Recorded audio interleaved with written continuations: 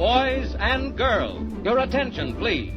Hello and welcome back inside the Park for May for podcast number 938, the Monaco Grand Prix, or as some relatives of Paul's might say, the Monaco Grand Prix. This is Todd. No, Todd, not now. Oh my, you know what we do on race weekends? We watch one, then we talk about it. Then we watch one, then we talk about it. Come on, Todd. That's exactly what we do, and we're going to do that tonight. We're going to talk about the Monaco Grand Prix and all of its glory, but before doing that, of course, I've got to go find a real race car driver. You may know him as the sporting manager of the Heart of Racing Aston Martin team in IMSA. Well, they've gone global. It's key to his name. From out of the wasteland. He's bad. He's beautiful. He's crazy. It's... Hello, everybody. This is Paul Charles, the International. You're international, Paul. I am. You are. But, I don't have a toff in my family, so there's no Okay. Monacos. No Monacos. anywhere. Okay, I didn't know. No. I thought maybe somewhere a distant relative. No. We're all just commoners.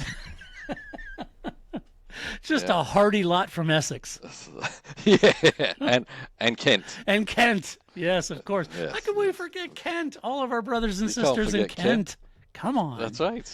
Oh, man. It's not the Cotswolds, darn it. It's Kent. Yeah. Have you been to the Cotswolds, Paul? I have not. Really? Really? Now, I find that interesting. Yeah, we never really went on holiday Yeah. in England.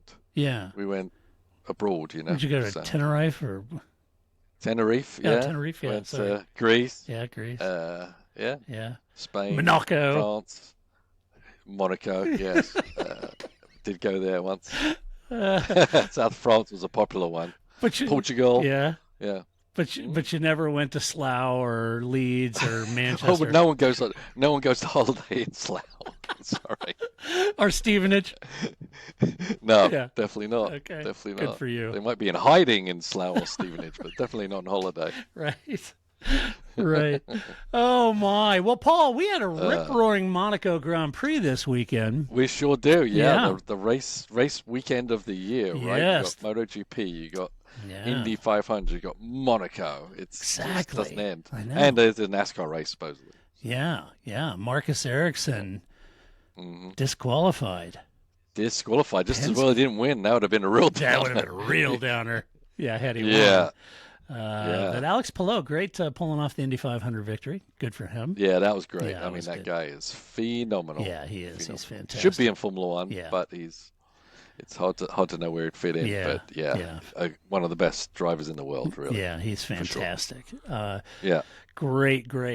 Yes, been around since 1950, has Monaco.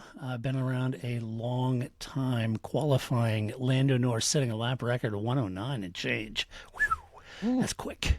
That's quick. Mm-hmm. That's quick around the Principality. Is it me? Not bad. I don't want to get on a tangent here, but I've been watching Formula One for decades, and I've been watching Right. Monaco Grand Prix for decades. It just doesn't look like Princess Charlene's that happy.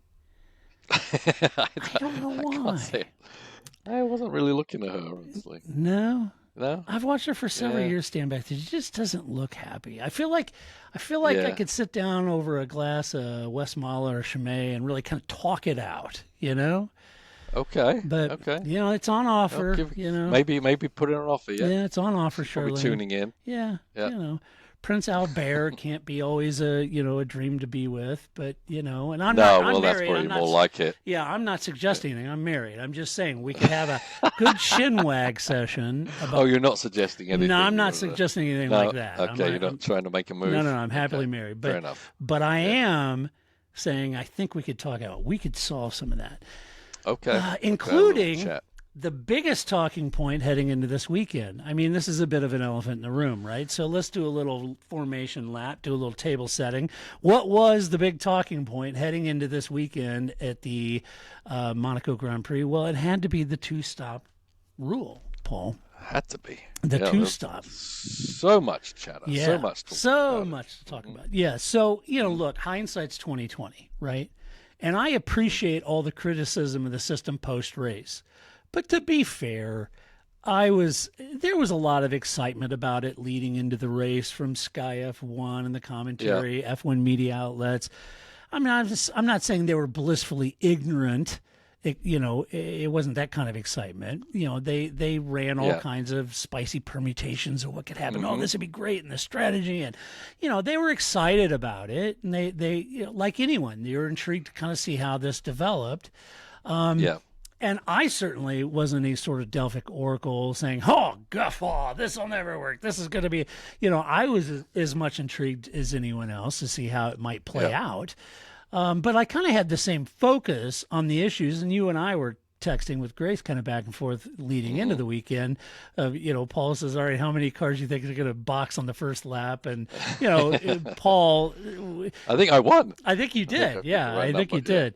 But in fairness, I can't speak for Grace, but I was kind of trying to be optimistic about it. Paul was reading the tea leaves pretty well. He kind of knew this was going to be the case. But having said all that, much of those elements I was focused on too. Like most things in F1, teams are always going to exploit every rule, and so the RBs and Williams did so, and much to their success. Others like Mercedes and stuff, not so lucky. And to be fair, it was a strategy challenge that also relied on other teams to reveal their strategy. And, while it wasn't perfect and probably not a great success by anyone's measure, it might be worth tweaking, or especially with next year's cars and regulations and no DRS and the kind of elements that the next year's cars, will that change things a little? Something to look at. I think Jonathan Wheatley kind of said it best when he said the race was shaped more by the rules than pure racing. But, the counter argument might be, well, Monaco is difficult to deliver pure racing, And so that's one of the... With the bigger the cars, the harder it is, right? Yeah. The cars have just got bigger and bigger. Yeah. And it is difficult. And so, to be fair, I went back to a few media outlets. They were just glowing and all excited about the strategy thing. And then after the race, they're like, "Oh, we knew this wouldn't work." And it's kind of like, come on, man. Come on. Yeah. Let's, be fair. Be fair to your readers on this. All right. And I'm saying mea culpa. I was going out with some optimism. And I thought, well, this might be interesting. It could throw a curveball in there. Certainly teammates and, boxing early. You and I were chatting about it. I mean, you knew those elements were capable, but anyway. And I don't want to just come out post race saying, "Oh my gosh, worst thing ever," and blah, blah, blah, blah. At the end of the day, you might be, in my case, Paul, may not be yours because you're a race car driver, but in my case, you may be asking the wrong guy on how to fix Monaco, because I love Monaco for what it represents in challenge to the drivers. And I enjoy a boring Monaco as much as I do an exciting wet Monaco or whatever. Right.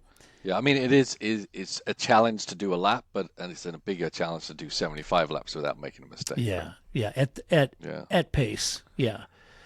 At pace, yeah. Which Paul pointed out. I said, to do that, you look at what Oscar did. I mean, he toyed with the Armcos all weekend, and it just takes this much, and then you're Kimi Antonelli and you're in the wall, right? And but you pointed out, Paul. But when you're 5 seconds off the pace, it's a little easier to do. Yeah.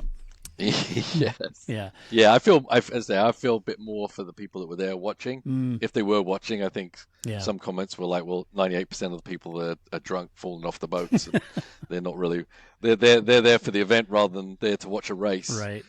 So maybe I don't feel so bad. But I mean, if the cars are running that week off the pace, then it's probably not much of a spectacle. Yeah. For sure. Yeah. If there's no partying going on too. Yeah, exactly. So.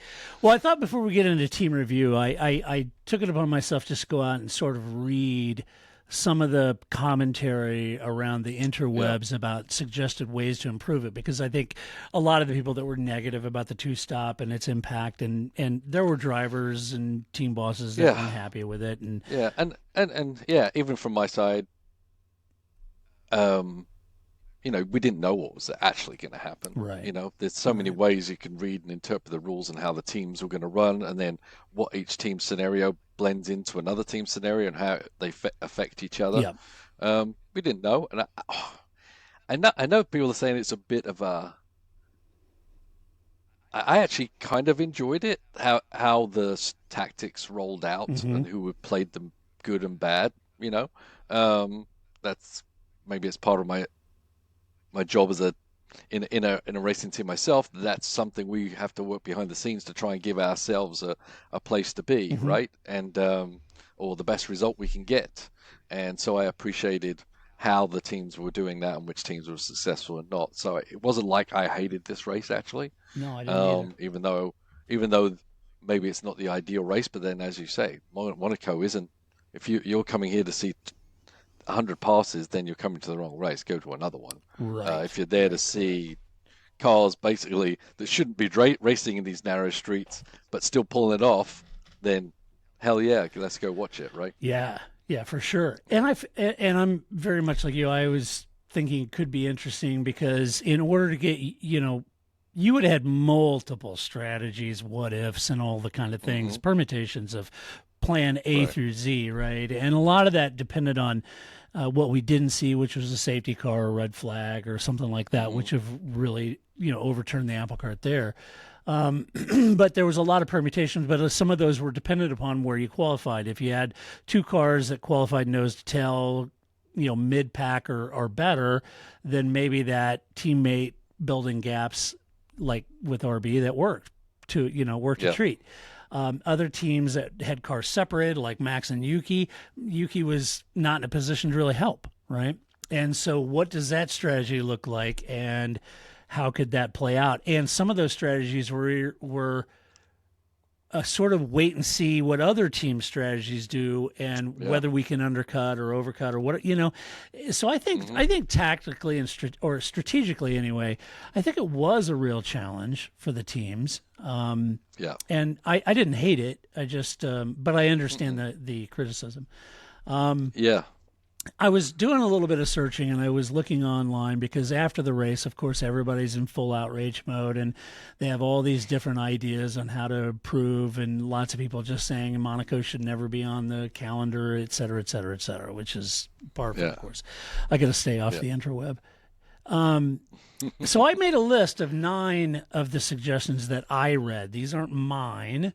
They're just suggestions that I've read that people have offered up. The first one is, and I think maybe George Russell maybe suggested something similar to this, to shift the focus to qualifying, since qualifying is the main spectacle, was to introduce 2 qualifying sessions, one on Saturday, one on Sunday, and then pay points out for 5 points for P1, 3 points for P2, that kind of thing, down to P3. So the people on the top 3 positions get points. That kind of concept is what.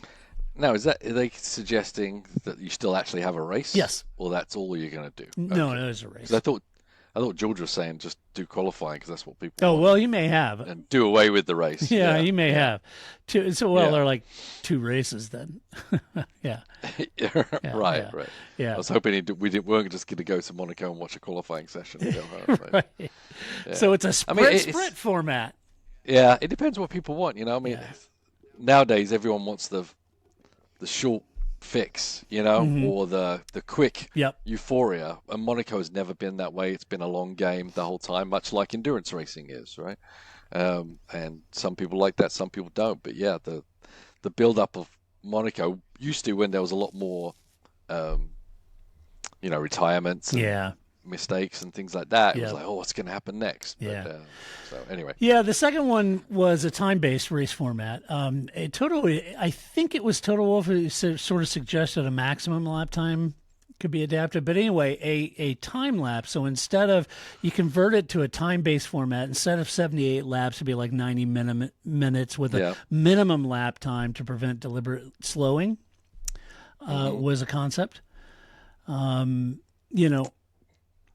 of like the FCY, where you can't go too slow. Oh, like they have now for qualifying, where there's a minimum lap time. Yeah, like a minimum lap time, which I could see would get just a bunch of penalties.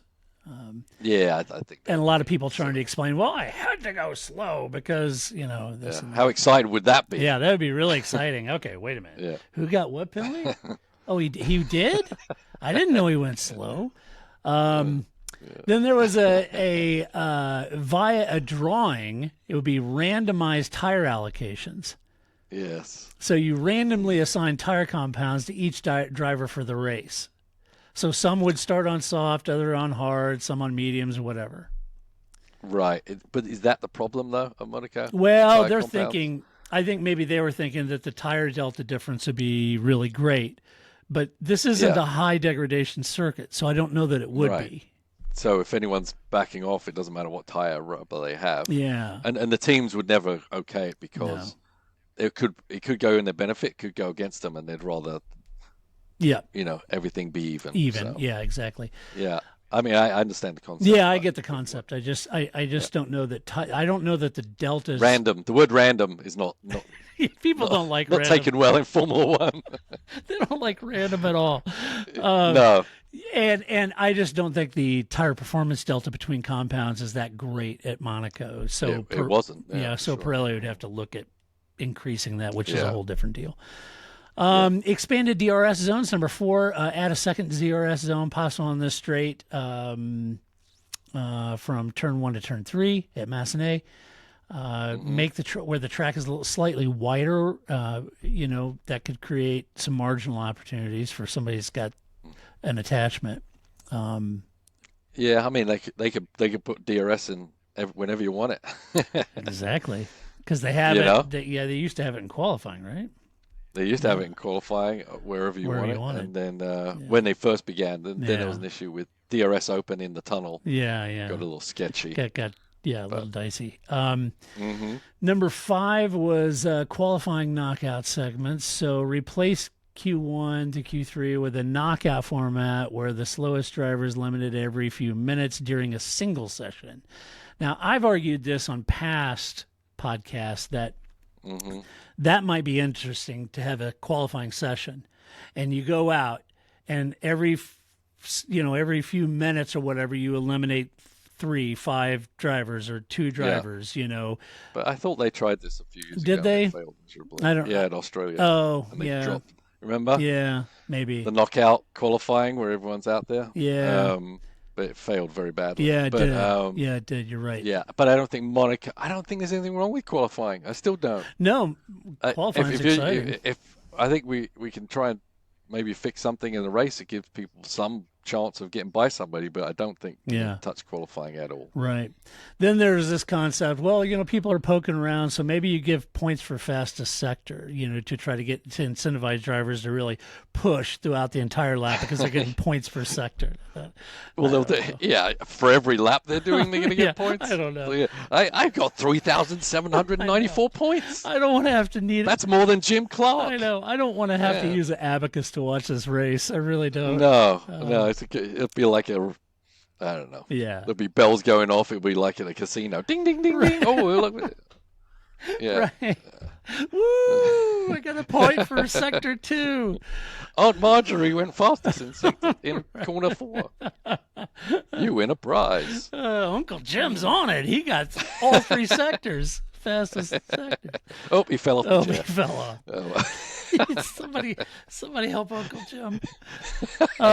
Let's see. Then this one, this is, obviously this is one that I think most people talk about as sort of micro adjustments to the track. Widen specific corners like Nouvelle Chicane or Tabac and use temporary barriers to allow side-by-side racing without major reconstruction. And they kind of pointed to the 2004 pit lane expansion and that kind of thing to say that it's feasible. To really rethink some of these corners to make them more of a passing opportunity. Right. Yeah. I think that's obviously the most likely best scenario to keep the purity of the racing going. Yeah. At least give one opportunity per lap where even if someone's trying to back you up, they cannot take control. But the problem is, how much do you want to change the track? I know. I mean, you come in, if they made to back a tighter turn, a heavier braking zone, that could be, because we saw people getting runs off the chicane and going down, but because it's not a very deep braking zone, so if you made that a 90-degree turn, not that we want 90-degree turns, that would open up an opportunity. Width also opens up opportunities. Yeah. So, no, you just have to know the topography and the layout of the actual area to actually come up with a plan that would actually work, which I don't have. Yeah. So yeah, that's yeah. Then other people say, "Well, we'll make it longer, and we could go farther out in the city and that kind of thing." Yeah. I don't know. And you're right. There's two elements there. A, how much can they, and B, how much would they want to change the track layout? Right. Yeah. Number 8 was safety car strategy reset. Introduce a rule where under safety car conditions, all cars must pit within a set window, like 2 laps, to reset strategies, preventing the free tire changes seen in 2024. And that would ensure. I think this was a suggestion over at the race. I think they were talking about that. Yeah, I still don't think that's actually addressing what the issue is. But yeah. Might be talking about how to eliminate the 2024 debacle, but I don't know if it fixes this. Right. Issue. Exactly. Yeah, and the thing with this whole deal is, before you bring in number 9, is because I don't know what that is. Number 9. Number 9. Yeah, where was I going? I just lost my train of thought. Go to number 9. I'll try and pick up. Well, I was talking about how that solves the 2024 issue, but having all the cars pit, does that jog your memory? No? Okay. No. Okay. No, it doesn't. Lost. Okay, fair enough. Do you want to hear my crazy suggestions? Yes, go. Before we get to number 9? Sure. Because I'm thinking number 9 is pretty special. No, not really. It's just another idea. But I thought it was intriguing. Go ahead. Okay, so one thing was kind of leading on that pace car thing, everyone has to pit. Well, then if you're going to use a 2-stop rule, then make sure everyone has to pit in the first third of the race and before the end of the second third of the race. Which is kind of what Martin Brundle suggested. He said that there should be a lap. They should. They like lap. All first stops have to be made between lap 20 and 28 or 20 and 24 or whatever. A pit window. We do that in SRO where there's after 25 minutes to 35 minutes is your pit window. So open up a pit window that you have to pit in. But, the other one was change the cars a little bit. Obviously, the braking zones are where passing's made. But maybe... the Monaco cars this is a bit of a crazy one. Probably won't work because it'd probably be expensive and crazy. But change the cars so that we elongate the braking zones by a long way. So let's do away with the carbon brakes. Let's put on not standard brakes, but old-fashioned type steel brakes with regular pads. Lengthen the braking zone. Yeah, make the cars don't slow down as well as they do. So lengthen the braking zone a little bit. So instead of braking hard at 50 meters, now you're at 100 meters out. Right, which opens, everyone knows that's what opens up braking zones, width plus length of braking zones. Yeah. As I think you sent that thing for me about, who said that? Was it TK? No, it was the Italian Max. Oh, yeah, Max Pappas. Yes, Max Pappas said that, right. and he was right, Yeah. You lengthen the braking zones, you open up the passing opportunities. Right. That's what they need to do. Right. And the other even crazier one was have a joker lap, which is what basically what George did. You give yourself the opportunity. You can use it once, use it wisely, and you can cut just the straight line the chicane. Yeah. There you go. I like it. Yeah, you get 1 cut per race. There you go. Use it wisely, George. Yeah. Mm-hmm. So that's a silly one. But. So the one I added, number 9, I just literally before we recorded this podcast, I have a dear friend of mine, Koen, who is a wonderful Belgian friend of mine who lives in Belgium, and he sent me a message on WhatsApp about a possible way to fix Monaco. So I threw this in the notes because I thought it was interesting. And, worth talking about. But he said, kind of look to the whole race of champions concept. He said, that they would have a long laps and short laps. So you have, call it 80-lap race. 40 have to be ran on the short the short circuit, and 40 have to on the long, right? So I was thinking, and I kind of sent him a message back. I said, well, they had that Formula E layout, which was short, right? And then they have the full layout.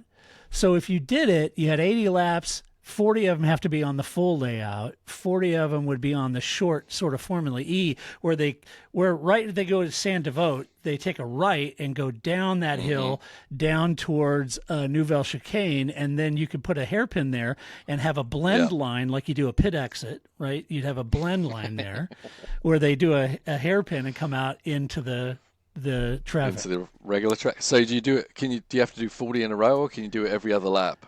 Because that would be... Yeah, he just... and everyone crashes at the hairpin.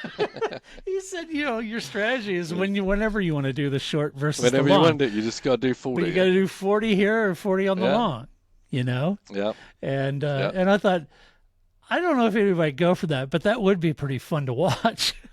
Yeah. Yeah. Because it could be interesting. I'm just thinking from a strategy standpoint alone, throwing in short lap times to reduce pit stop deltas. They do short laps when they did the pit stops and long, and then it'd be interesting to see. Well, honestly, that's kind of nearly like that little cut in the chicane idea. It is. Really. It is. Right? Yes. So it's or the Joker, somehow the MotoGP long penalty curve, whereas you've got to take that every third of a race, so you can't actually hold someone up for a whole race. Right. Do you know what I'm saying? Yes. But I mean, I don't like any of those ideas, but there's ideas, right? Yeah. We're spitballing. We're spitballing. We're just throwing things out there. Yeah. But adding to what I was saying with the brakes, maybe make us a brake spec that obviously isn't as efficient as what they use mostly. Well, they shouldn't complain too much because they make a bespoke steering rack for Monaco, so just a bespoke brake. Right. Yep, bespoke brake, and then downforce. You have to run the downforce that you run at Monza at Monaco. There you go. Also, that's going to lengthen the braking zone, right? Yeah. Basically, Monaco, they run with full downforce, that gives you maximum braking capabilities and things like that. They have to make them work for a little bit. You could also include the tire and just have everyone have to run the super hard tire. Yeah. But anything we do to make the braking zones longer, I think would be best. But I think the best idea is to somehow change the track some form of fashion. And if you're going to stick with the 2 pit stop, make them. They all have to run all 3 compounds. Yeah. Which would be a little bit more of a challenge. So, anyway, who knows? I don't know. It would have. Actually. Yeah, it would. All right. Well, let's jump into the review. We'll talk about how the teams finish. We'll start at the sharp end of the grid. We're going to start off foolery with McLaren and Lando Norris. You're getting the hang of this, Lando. Took the win from pole position. He converted his pole position. Masterful victory. Drove great, overcoming a dramatic lock up into turn 1 that nearly cost him the lead to Charles Leclerc. Despite all the pressure from Leclerc and a strategic challenge from Max, who delayed his pit stop to back Norris into the Ferrari, hoping maybe they'd get in a kerfuffle back there. He was composed, capitalized once Max boxed. He capitalized on that clear lap, pulled out the gap he needed because Oscar was on his tail by the time Max was holding him up. And once Max got out of the way, it was smooth sailing. It's his second win of the season, and he closed the championship lead just to 3 points, Paul. So it was clearly Lando's weekend, and one wonders, Paul, just psychologically. We've talked a little bit about Lando before. If I know JB said in, I think it was before qualifying, or maybe after qualifying. I know JB had said, sometimes this is all it takes to sort of stop the self-doubt, to stop the dwelling on what happened and really to sort of reinvigorate. I got it. I can do this. And I think JB was being very polite and sort of suggesting that, hopefully Lando will take that qualifying as a confirmation that he's every bit capable of doing this and winning a championship and to maybe get out of his own head a little bit.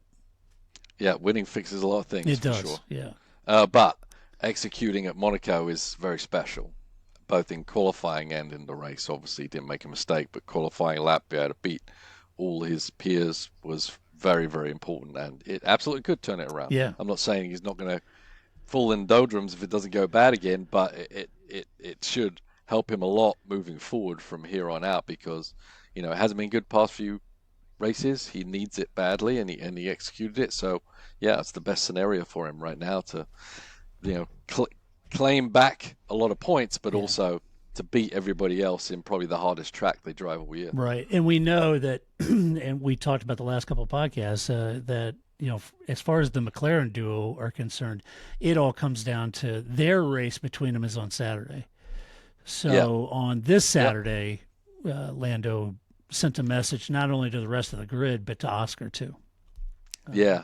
And I think Lando had a lot of pace in hand because, I know Charles was complaining Lando's slow near the end there, but once Max was out of the way, Lando was absolutely gone. He was gone. I think he had that potential the whole time. Yeah, I do too. So he had it well in hand. He just was backing up so that Max didn't mess with him. Yeah, and I think he said... did a good job of managing that, actually. I think he said, that's a great point, Paul, because I think he said that he was trying to get out of Max's dirty air a little bit. Yeah. I think he just wanted to get out of his manipulation zone. Yes. Because we know what if Max does something, he's a smart cookie. He can do all kinds of things to mess with you. Yeah. So. Stop bullying me, Max. And his teammate Oscar Piastri headed in as the championship leader, leaves Monaco still the championship leader by 3 points, delivered a solid performance, finishing third, bolsters certainly McLaren's Constructors' Championship lead for sure. In the early stages, at first, it seemed like to me that he might be trying that teammate helper role by dropping back about 5 seconds. And I think even Sky was wondering if that wasn't what he was doing. But as the race unfolded, he picked up the pace.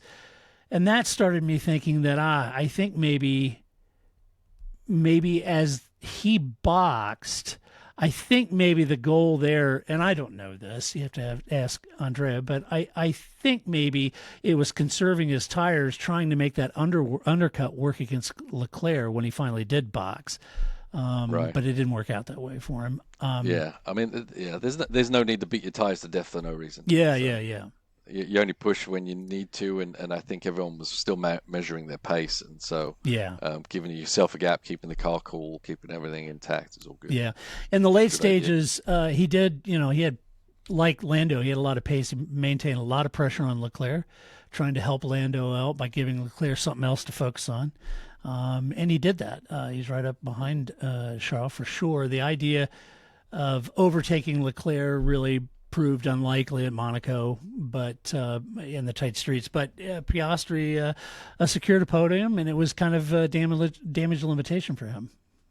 Yeah, it wasn't bad. He didn't seem too displeased, and called it a messy weekend. And I don't think he wasn't as good as Lando this weekend. Yeah, but I think he's just happy that even though, and it's going to happen, Lando's certainly good enough to beat him on any day, really, back and forth. So if Lando's got you that weekend, he certainly didn't lose a lot of ground either. So no, I'm sure he'll be happy to finish. He could go so wrong, right? He was kissing the Armcos all weekend long, wasn't he? Yeah. Pushing it. Yeah, he really was. Let's see. Ferrari, Charles Leclerc P2, Lewis Hamilton on P5.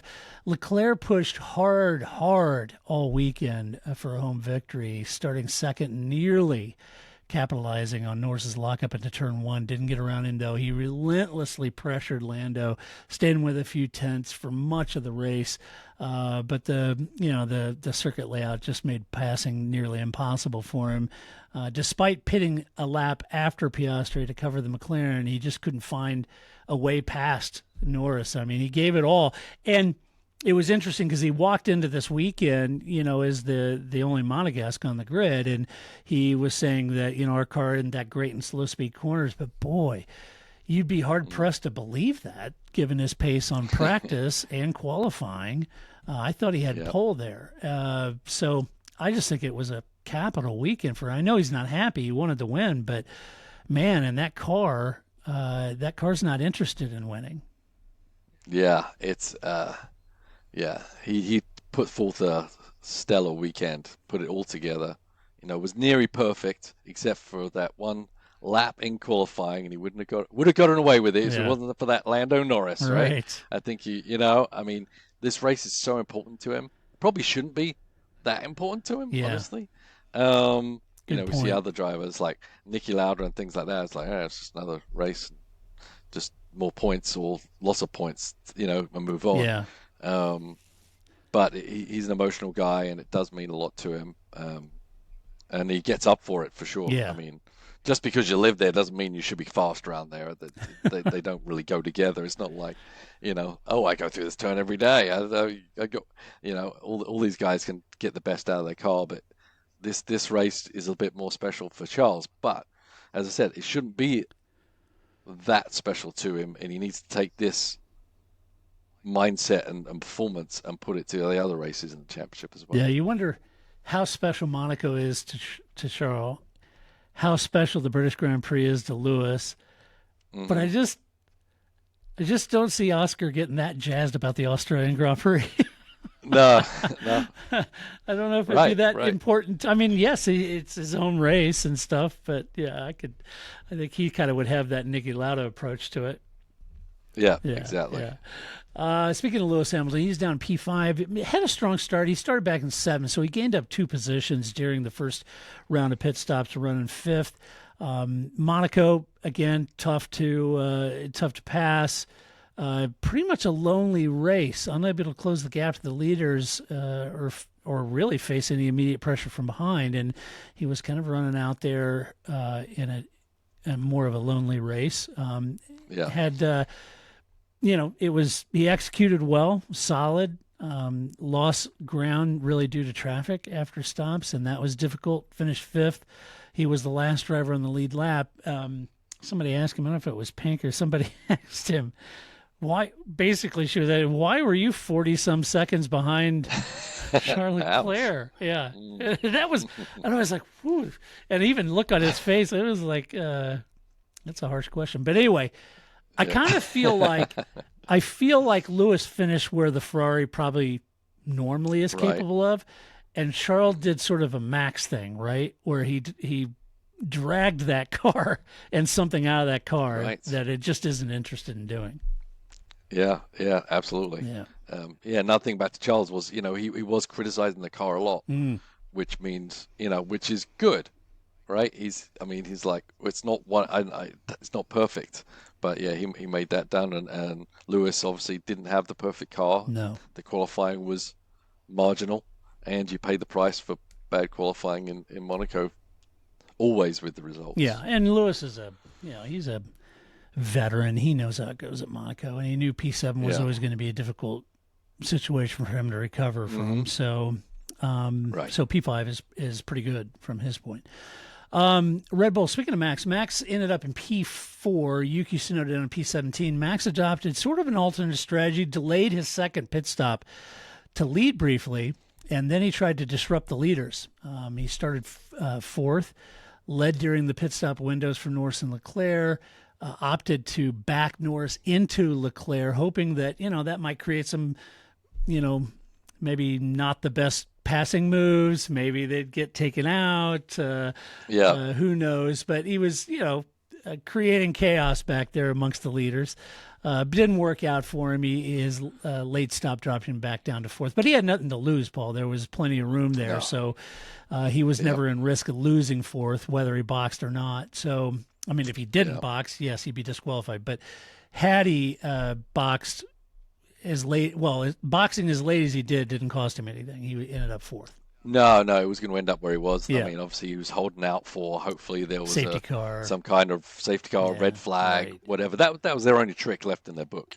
And that's why they waited till the last lap, because you never know if it stops. Yeah. That's the position he's in, right? It's funny you say that. That's the only trick left in their book, whereas I think it was Mercedes' only trick. Period. We'll get to that in a minute. But... They must have lost the power in the strategy room. Oh, yeah, power went out. Got anything more for us, guys? I lost all the changes I made to the Excel spreadsheet for strategy. Damn it. Did you not get that? Yeah. But yes, I deleted it. You're right. It was sort of the last trick they had. Yeah. And why not give it a go, right? Mm-hmm. Yeah. No, it was absolutely, Could have changed everything. Yep. Yep. Wouldn't have been right, but it would have changed changed everything for sure. Yuki, tough race for Yuki. His race is pretty much compromised early when Pierre Gasly hit the back of his RB21, causing some damage. Started on soft tires, pitted early. Red Bulls, they were hoping for a safety car for Yuki to try to recover some positions. That never came. Yeah. Got stuck in traffic. He struggled to make any progress. Finished outside of the points. And I mentioned this earlier, unlike the RBs and Williams, Yuki just wasn't close enough to Max to be utilized as a teammate help, tail gunner for Max in any of those strategy scenarios. Not even close. No. Yeah. So he was pretty much out of it. Yep, he was the lone soldier out there, and the victim of all the backing up and everything. Just didn't matter how many pit stops he made. No. And closed up, it really didn't help him any. Right. Now we go to, RB, Racing Bulls. Isaac Hadjar, P6, Liam Lawson, P8. Should we start with Lawson? Let's start with Lawson, then we'll get to Isaac.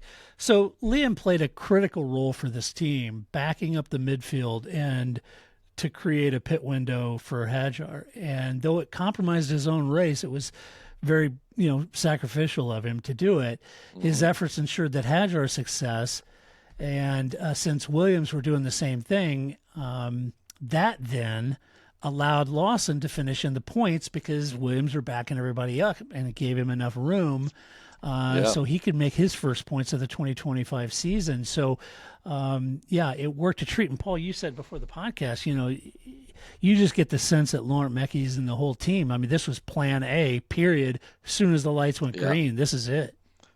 Yeah, absolutely. I mean, obviously it all depended on the team cars being close together. Yep. In the qualifying, I think in the future for next year, how Formula One goes, they'll find a way to neutralize this whole two-stop rule anyway in the future. But it was great for them to think outside the box and execute perfectly, as you said. Yeah. As soon as first lap's over, they know where they're at. Okay, here we go. Let's start backing them up, Liam, and let Isaac go. And he did the incredible job. Yeah. Did a great job of doing it and executed it twice perfectly. And somehow, and I'm not quite sure, as I said, but maybe it was just because of what the Williams doing, still scored points. I thought he was a sacrificial lamb. I did for too. Points, just to give Isaac it, which, hey, it's kind of something he needs to do right now. He's trying to stay in Formula One. Yeah, right? He's not going to start, throwing his toys out right now. He's going to keep it quiet and start performing. And I think, this probably went a long way to building camaraderie in the team, because it's all about getting the team more manufacturer points, and what he did at Monaco executed. He helped the team get both those sets of points for both drivers, really. Yeah. So it should be very good for him moving forward, because he needed some kind of level off from all the questions and concerns, and is he good enough, or is he going to be replaced from Red Bull, from the RB as well, Yeah. So it was good. It was good. Yeah, and I do think it was a combination of a couple of things. I think because Williams then seeing what RB did, then they were doing it too, not just solely because they saw RB doing it, but their cars were similarly positioned after qualifying towards the sharper end of the grid, and they were next to each other so they could pull it off. And I think Williams knew that and had that strategy in their pocket too. And as RB did it, then Williams was doing it as well. And I think that gave Liam that gap to hold on to the points. But to be fair, and I'm not trying to ascribe hero status on Liam here, but I will say you could go back and watch Friday's practices and Saturday and qualifying. And to be fair to Liam, it wasn't just because Williams backed it up. He had really good pace around Monaco for whatever reason. I mean, he was quicker than Isaac in the practice sessions, some of them, and he was quick around here. Yeah, no, he was. I mean, he earned his right to be right behind Isaac at the start, right? Yep. So I mean, people didn't give him that position. He earned it by running fast, and he was having a very good weekend. Obviously, the car was good too. Yeah, so. It was a good weekend for him in aggregate, is what I'm saying. I'm not saying he did anything. And I think I'm not sure, but I think I'm not sure Williams would have adapted that policy had they not seen it work so well for RB initially, I mean, from the get-go, literally. Yeah, yeah. They were on that program. It wasn't like, well, let's just see how it shakes out. Maybe we'll think about that. Right. RB went to it straight right by the away. jugular. And, yeah. Which you had to do. Yeah. To make this work, they had to do it at the time that they did it. And then his teammate, Isaac Hadjar, delivered his best result of the season, finishing sixth through a well-executed strategy. Certainly his first stint allowed him to pit and maintain sixth position despite losing a spot to Hamilton. He lost that. Hamilton was quicker. But because of what Lawson did, slowing the pack behind him, he switched to Sauce for a really quick second stint. While Liam did his job, he was able to box and hold on to six. So great result. And there again, like you said, executing anything around Monaco is difficult. And Isaac just did a fantastic job, continuing what a great season this young man's having. He just looks terrific. And this car is quick. He was quick in qualifying, quick in practice. I think, they were back and forth, he and Liam, and I think both of them had a great weekend. And I think Isaac just adding to his CV of a really quick driver for sure. Yeah, very quick driver.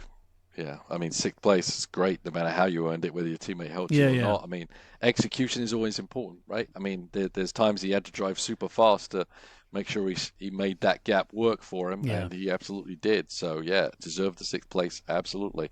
And, still knocking it out the park, he really, is. for a rookie driver. Yeah, I'm super impressed with Isaac. He just going from strength to strength. Certainly he'll have his moments of issues or learning and that kind of thing, as all rookies like Kimi, Antonelli did this weekend. But but he's really impressive for sure.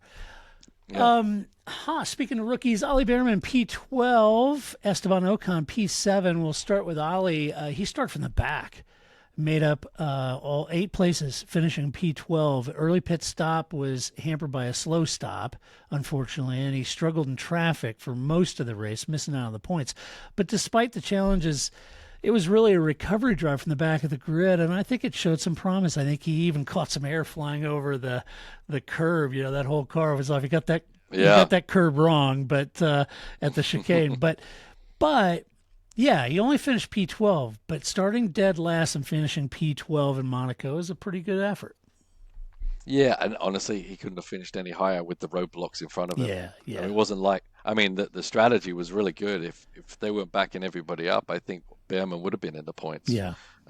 By just running the maybe more mainline strategy of pitting early and getting yourself called up to the back of the pack, I thought it was going to work out pretty well, but didn't realize how much backing up was actually going to happen during the race. But it was a blockade in front of him, and he had nothing to do with his potential, unfortunately. But at least it was a come from last to 12th, although 12th doesn't pay your points either, but it's still solid to get your laps in at Monaco for sure. Yeah, definitely. And a much better race. Esteban Ocon, terrific result in P7 after a DNF last weekend. He capitalized on the two-stop rule with Haas reacting really sharply to the RB's tactics, right? Mm-hmm. So as RB started doing this, man, they launched. They saw it coming. Right. And they didn't get Esteban hung up in that whole train, and they boxed Esteban early for his first stop to avoid that. Then when Liam started holding everybody up, an early second stop allowed him to jump the rivals and secure his position of the points. He needed results because, Esteban's a quick driver, and he needed those results. But I got to also say kudos to the team. Very keen strategy calls from them on how the race was starting to unfold, when they chose to box him to avoid getting hung up in so much traffic. It was a great team effort, both execution on track by Esteban, which I think was great, and then really from the whole strategy side of the team, I think they did a great job there. Yeah, they really did. Reading the race as it did, and not just sitting there and waiting. Yeah. Unlike Mercedes, who basically just waited forever. They reacted quickly. They pitted. They called up the pack again. Pitted. Called up the pack again. Then when everyone has to pit, they start moving up the ranks, and that's exactly how it worked there for Esteban, and worked out great. Yeah, it was great. Job. Yeah, happy for Esteban. He's had a little bit of bad luck, with the DNF last weekend and everything. So yeah, very happy for him. Good result. Yep. Williams, Alex Albon P9, Carlos Sainz P10. Seeing the RB's action, as Paul mentioned, Williams chose to take advantage of their cars running together in the top 10. As Carlos started to create a gap for Alex to make both his stops, Alex then swapped roles and created a gap for Carlos to make his stops, and they finished P9 and P10. A good execution from Alex, and a good race up into P9 for him. Yeah, I mean, it wasn't. They did use the same strategy as RB. They didn't do it as well as RB. Maybe it's just, I agree. Yeah, but they definitely did it. I mean, I think they come away from the race a little dirty, feeling a little dirty. But it was a tough one to watch that part of it. Certainly with the Mercedes team right behind them, that's got to be a difficult one. The friendly nature of the two teams together, the engine sharing, all this kind of stuff. It's probably a difficult one, very uncomfortable on the pit box as well, calling that strategy. And I don't think, they did fine. They should have qualified better though, and ultimately that was the best they could get. Yeah, Carlos created those gaps initially, then cautioned the team to wait before they reversed the order until much later in the race. Yeah, because anything can happen. He's right. But ultimately, around lap 66, team says, look, we're going to swap him now. And put Carlos in P10. You're right. Yeah. Both drivers said this isn't how they like to go racing, and James Vowles also saying the same thing and apologizing to Toto Wolff as the Williams strategy completely frustrated Mercedes to no end. Yeah, unfortunately. Yeah. Although I did see it was on German media. It was a video of James and Toto up in the pit wall box. Oh, I saw that one, yeah. Talking back and forth. And James, I don't know what James said, but but he was apologizing or whatever it was. And I posted a GIF of Vader and Obi-Wan Kenobi. Before I was the learner, but now I am the master. It was like James pulling the wool completely over Mercedes' eyes on that one. James said, it's not how you want to go racing, but those are the rules, and we did those are the rules. It's not up to the teams to make the race exciting or whatever. It's up to the teams to manipulate the rules the best they can to get as many points on the board as possible. Right. And sometimes it's more exciting to watch or more fulfilling, but either way, they still got points. Right. So. Yeah. And this leads us to Mercedes, and this was kind of a head scratcher for me. I don't want to don't take this as I'm taking them out behind the barn and roughing them up. I'm not quite sure I understand the strategy, and on one hand, on the other hand, I understand the sentiment. So let's talk about it for a minute. George Russell in P11. George race is really marked by his frustration, particularly being in that battle with Alex. And it got so frustrating as Alex is backing him up, and he finally just cut the Nouvelle chicane to avoid contact as he was braking. He ignored the advice to give the position back, said, I'll take the penalty. He did, and still finish in P11 after doing a drive-through penalty. And he said Albon was driving erratically, and he accepted the penalty. It cost him position, but he finished outside of the points, but he still finished better than his teammate. And to be fair, Paul, I guess the qualifying positions for Mercedes was tough, and they knew that. And they knew they were going to struggle in Monaco because of their qualifying and where they were, right? Yeah. I guess I was a little not startled, that's a bad word. I was a little surprised that they both started on hard compounds, and it seemed like to me like they were just self-flagellating themselves over a bad qualifying, because it seemed like the whole strategy was just completely hinged on a safety car, which never came. And when the RBs and Williams executed their strategies, Mercedes was left with very few options. And Toto said, realistically, a red flag or safety car was their only hope. And I'm just wondering if that was their whole strategy, because, I mean, I don't know, Paul. Like I said, I'm not trying to beat them up. They're infinitely smarter than I am when it comes to this thing. It just seems like there wasn't reading the strategy as it developed. Yeah, it wasn't a lot of imagination there. Yeah. How did you see it? Yeah, is it a part of the big machine? They are a big machine that they can't make these, because we saw what Haas did. Yeah. They reacted to it quickly, and that's exact. Them waiting for a safety car all the way through the race was never going to work anyway, because they had to do 2 stops. Yeah, exactly. So either way, they were going to end up at the back. And so surely there had to be a window, to your point, Paul. There had to be a window where we got to stop, even if we get a safety car. Right. Right. Because even if it's, you're going to bank on 2 safety cars, or you're rolling the dice on a safety car and a red flag, that your strategy? That's not a strategy. No. So yeah, it was probably the worst, because we did see other teams, as we said, make better decisions on reading the race and reading what the other teams are doing and reacting to it in a positive manner, and they just didn't react at all. Right. And if George was going to do that, he should have done it way earlier. Yeah. Right. I mean, everything just seemed to be too late for them. George's frustration, I understand it. I understand why he did it, and because normally the penalty isn't a drive-through. So they obviously made it a drive-through because of they understood. He deliberately did it. He deliberately did it and was willing to take the penalty, because the penalty, if it was the normal penalty for cutting and gaining an advantage, can be 5 to 10 seconds. I mean, they can always hand out whatever penalty they want, but he was reading it like that's. If I can get 10-second penalty, I'm fine, because I can make up way more than 10 seconds right now. Right. I could probably make up 10 seconds in 2 laps without having to run behind Albon, because Albon's going to stay where he is, backing everybody else up. It was a good idea. It's just that the stewards decided to thwart his evil plan by giving him an even more abrasive penalty. But as I said, which I kind of have an issue with. You got to do it early. Yeah. Do it early. Take the penalty, but at least gain all those positions. But yeah, it was just it wasn't like a bad strategy from Mercedes. It was like a no strategy from Mercedes. Well, that's what I'm trying to put together. And I guess my only advice to George is don't say on the radio that you deliberately did that. Yeah.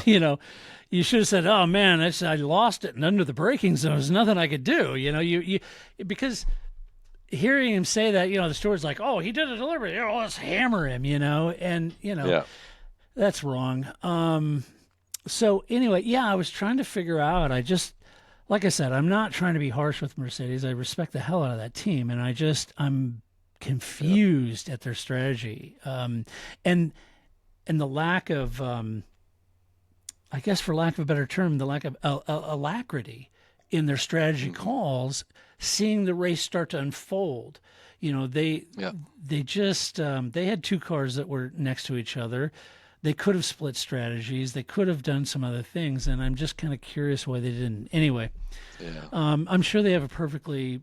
I think they were so far back that backing everyone up was only going to keep them from beating the people that weren't going to score points anyway, right? Yep.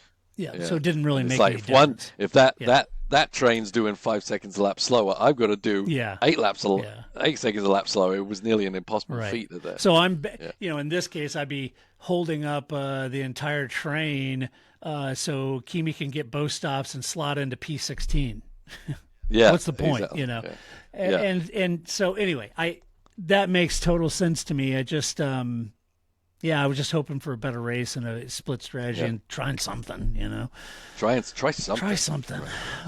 Anyway, Kimi Antonelli, P18. His moment came early with that battle against Bortoleto, and at Portier that left the Sauber in the wall. Kimi had a rough day, mired in traffic, boxed late, dropped in the back of the field, had a shunt on Saturday. So it's a tough race, tough weekend for him. Probably a lot of good learning experience from him, how to hustle an F1 car around Monaco. So difficult. Yeah, for sure. Difficult to be too hard on him. He was in a pretty impossible situation, as the team itself was, right? Right. It was very low points, I think. How'd you see the incident? Because Bortoleto got around him at the hairpin.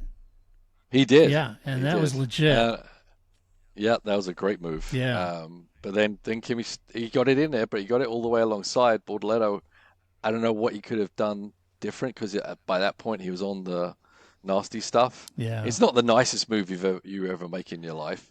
Because basically you're going to stuff it in there alongside, even though you have the right to, according to the rules. That guy's not going to come around that corner. Yeah, it's a bit. There's no way.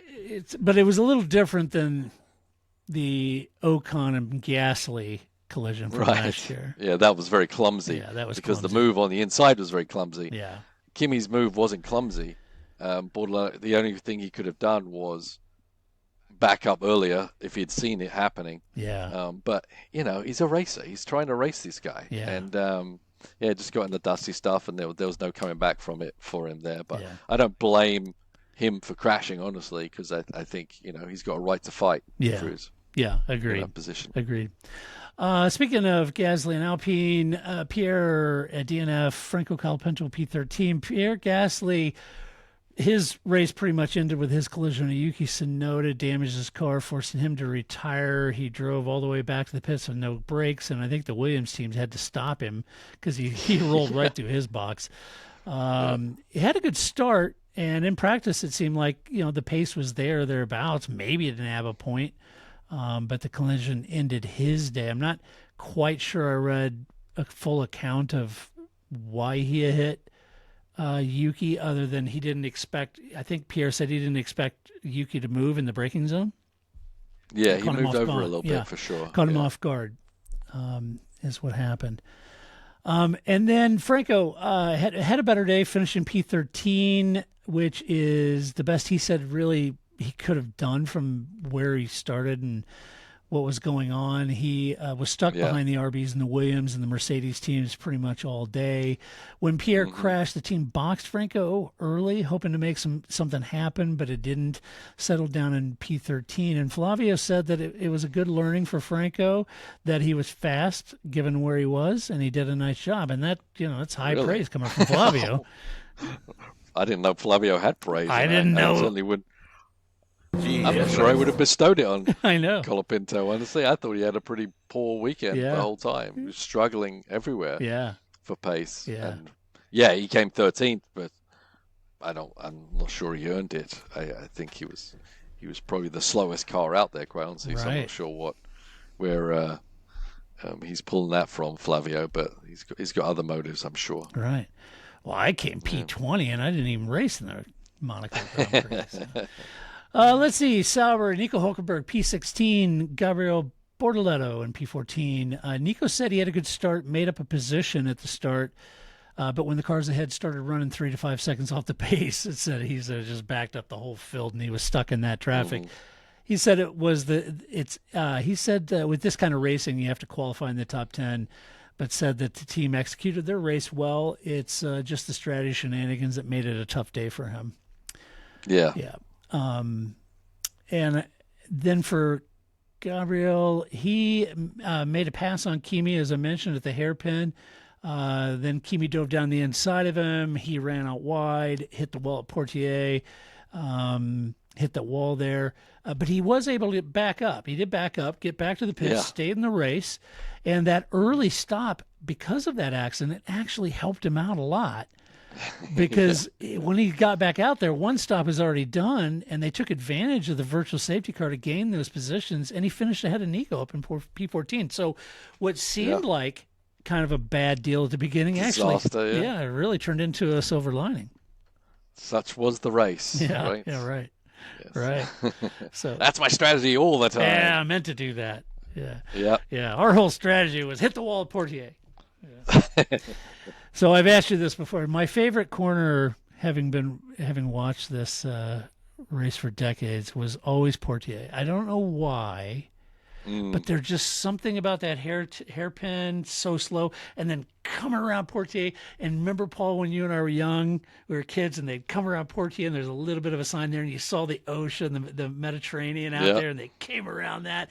And in our minds, we're thinking back when, was it Ferrari or whoever went off into the Mediterranean, and it's just something so cool about the TV camera of coming through Portier and then seeing the Mediterranean there, and then them going through the tunnel. I don't know, I just loved that corner for some reason. So yeah, it's hard because every corner has so many memories I know. for me. Yeah, true. It would, through the whole years, Rastgas has a memory, the swimming pool section, Tabac. Yeah. I think Tabac into the swimming pool was kind of my favorite section because it's so fast. It is fast. And it's commitment, and things can go horribly wrong there, which always makes it more intriguing. But literally every corner around Monaco has as I said, so many memories that I just love them all. Yeah. Really. Yeah, I think even coming down, moving over because of the big, ramp coming down into the hairpin. Yeah, it's just like it's all just magical. It stuff. is magical. I guess maybe because see, you are a worldly British gent, and I was a young boy in the middle of America. So when I saw the Mediterranean, it seemed also very exotic to a a 6-year-old boy. So. It was awesome. So imagine, a boy from the Midwest finding Formula One at all was probably miraculous. Yeah, it was pretty miraculous. I even got into it back then. It was so. Yeah. It was. I wrote a editorial piece. Not that anybody cares, but I had a few people ask me how long I've been watching F1 and why I got into it, and I wrote a editorial piece about that on our website, and I still to this day have it somewhere. I can find it, but anyway. You'll see a picture of my Corgi Lotus 72 as the image. Yeah. JPS car. The JPS car. And that's when I got into Formula One. And it's so funny. Max radioed the team and said, the shifts are like 1972. And I thought, Monaco, why would he pick 1972 of all people? So Max and I are like this, man. Oh, yeah. Yeah. We're tight like that. Anyway, Aston Martin. Fernando Alonso, DNF, Lance Stroll, P15. Fernando had a good start, was running in P7. I thought for a while, Paul, he could be a contender for points. Yeah, a lot like Esteban, right? I figured if the team read that strategy, which it looked like they were, then I felt like maybe Fernando would be in the points. Unfortunately, he made that one stop, running 7th, and he had an issue with the car, smoke coming out of the back, and it parked it. So it was unfortunate. Well, he's the unluckiest Formula One driver ever. Yes, he is.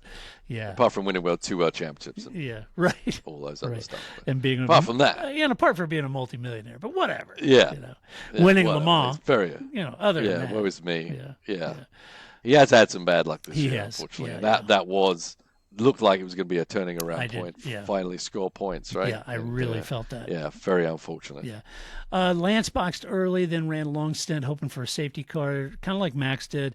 Never really came, ended up in P15. So not a lot to talk about with Lance. So there you go. Let's do some awards. We always hand out awards during this show, and the first award we like to kind of talk about is what we call Move of the Race, because there's always somebody doing a move of the race, and then why not this race, right? So what'd you get for Move of the Race, Paul? I'm giving it to the strategists at the RB team. That's who I gave it to. Impeccable. They set the stage. They went with their strategy full on. Didn't wait for anyone else to figure out everything else. They just went by the jugular and executed and got the points to pay for it. Right. That's who I picked. Yeah. I said move the race, RB and Williams. I think RB executed it better. Mm-hmm. Yeah, I think it was done really well. Really well. Oh, man. Time for Donkey of the Race. Ooh. This isn't a fun one. Everyone send your votes in now. Yeah, exactly.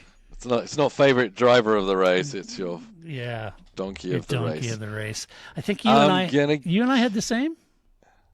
I'm generalizing a bit more than just the rules here, but just the parlor game tricks that motor racing has started to evolve to, and invariably it doesn't work out. Yeah, let the purists enjoy their races and don't mess with stuff so much, and don't bring convoluted rule packages in anywhere, let alone Formula One as well. We've seen it in NASCAR where they chase something by changing the rules every week or every season, and it just lost more and more people. So let's just not make things fake. Yeah. Let's allow races to be boring sometimes, and look at the tracks. Open up a corner here or there, but let's not just throw so many rules at everything that it just becomes a farce. I agree. That leaves one award left, Paul. Oh, yeah. Well, look faster, Todd. I am looking. I'm looking at my notes. Okay, Paul, I found him. Who'd you have? I've got Liam. Nice. Nice. Yeah. And it's more to do with, executing, not making mistakes. Very important. If he'd have tried all that and then stuffed it in the barrier somehow, it would have been a big loss for him, right? But he did execute it. He made it work. He got helps both cars get in the points. A really good, attaboys from all the team, I'm sure, and it's really going to help him for the rest of the season. So it was an important race for him. I'm sitting here looking like a deer in headlights because I'm just sitting here thinking as you were saying that.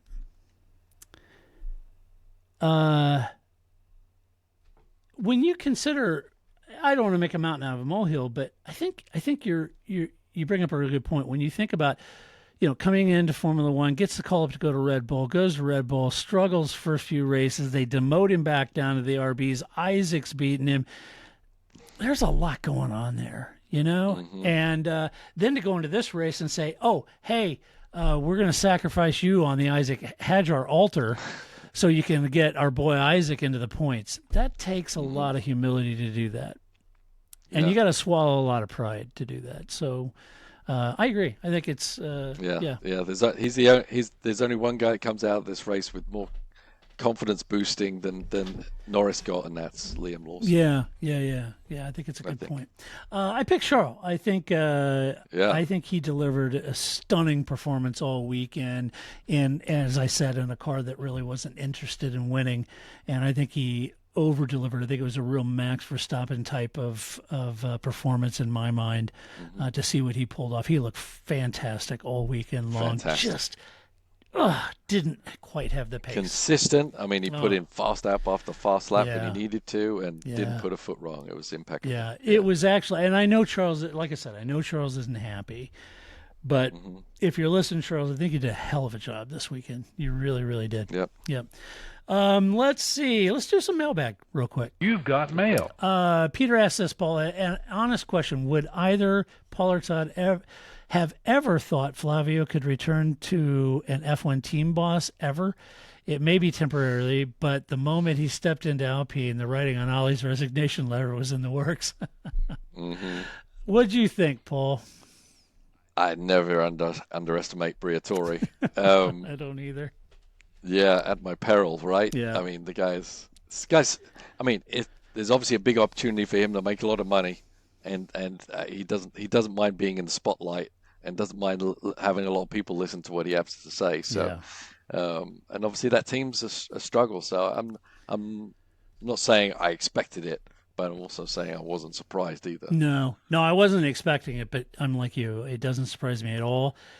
And as odd as this sounds, it wouldn't surprise me to see him turn the team around. Right. It just wouldn't. No. Yeah. Because he comes at it so differently than everybody else. He does. So differently. Yeah. I mean, he probably doesn't even know how to put a lug nut on a wheel, honestly. Right. But he understands the scope of the business and he's learned. He learned it as he went along. Yeah. And he did make a lot of good decisions. Made one very bad one, which kicked him out of the sport. Yeah. But I'm not saying he's the most. Oh, I thought you meant person. wearing a mankini, but yeah, you're right. Oh, yeah. Well, that was definitely a bad move. That was a bad move too. Yeah.